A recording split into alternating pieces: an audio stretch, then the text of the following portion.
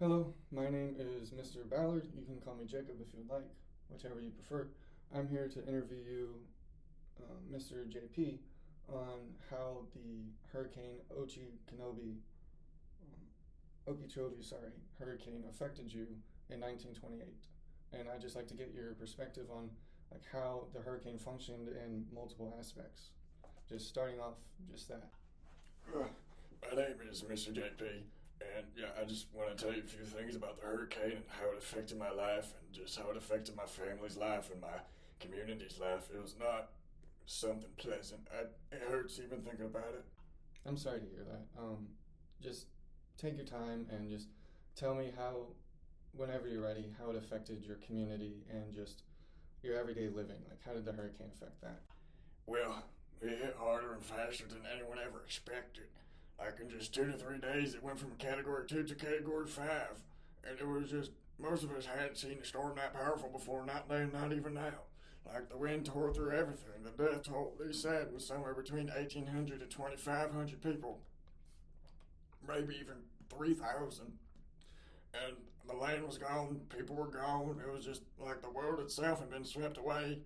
Even those of us who had survived lost our homes, our fields, our jobs. Like everything we worked for was just gone. Hmm. Hmm. That sounds really devastating.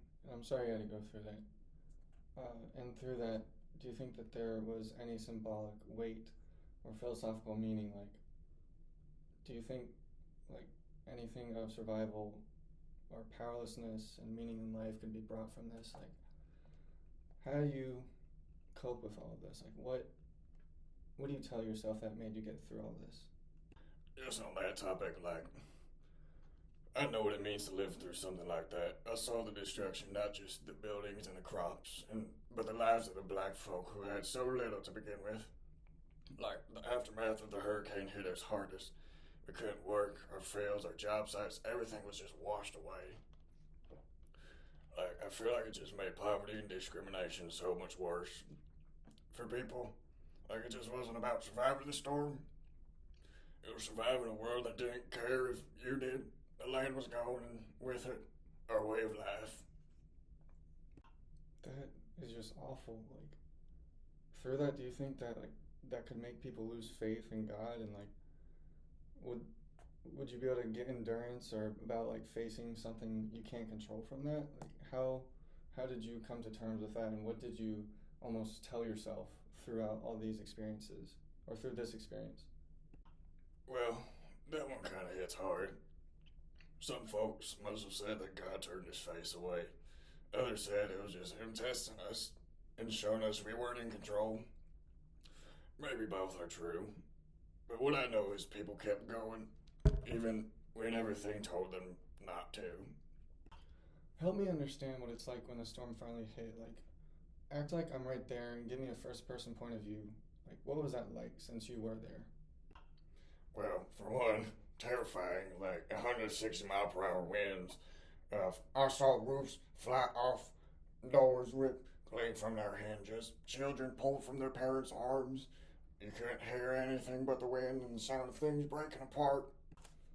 Was there any way to get help? Like how could you call for assistance back then?